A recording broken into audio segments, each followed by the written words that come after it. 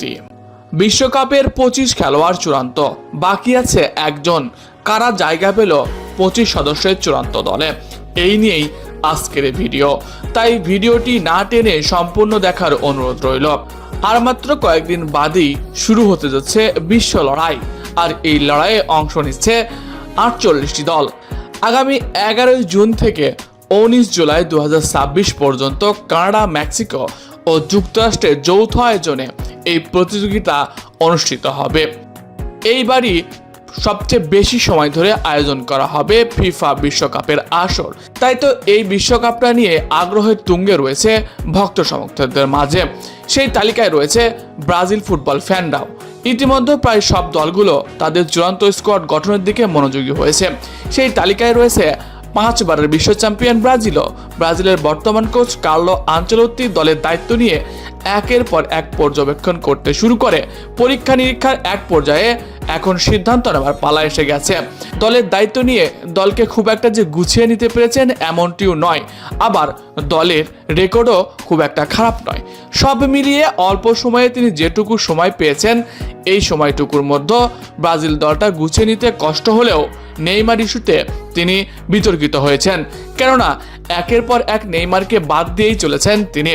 কখনো fitness issue, কখনো আবার ইনজুরির ইস্যু, কখনো আবার ফর্ম নিয়ে কথা বলে আলোচনায় থেকেছেন সব সময়। অন্যদিকে নেইমার জুনিয়র সার্জারি করেছেন, ফিট হয়েছেন, মাঠে নেমেছেন এবং দলের জয়ে অবদান রেখেছেন। তারপরেও নেইমার থেকেছেন উপেক্ষিত।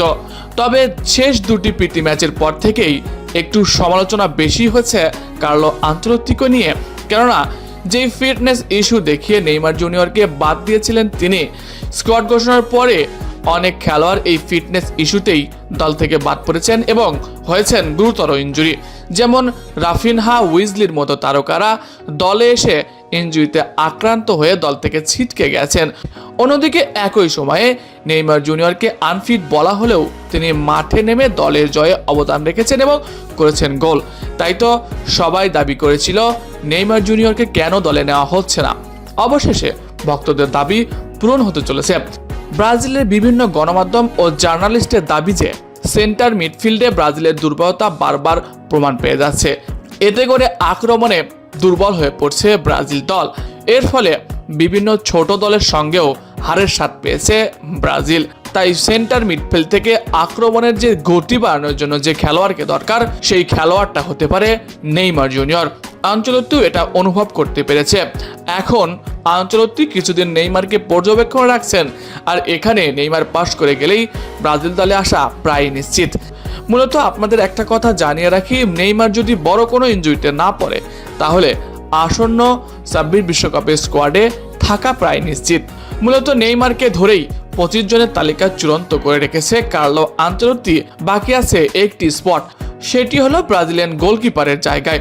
কেননা অ্যালিসন বেকারের ইনজুরি নিয়ে বেশ কিছু গুঞ্জন শোনা যাচ্ছে।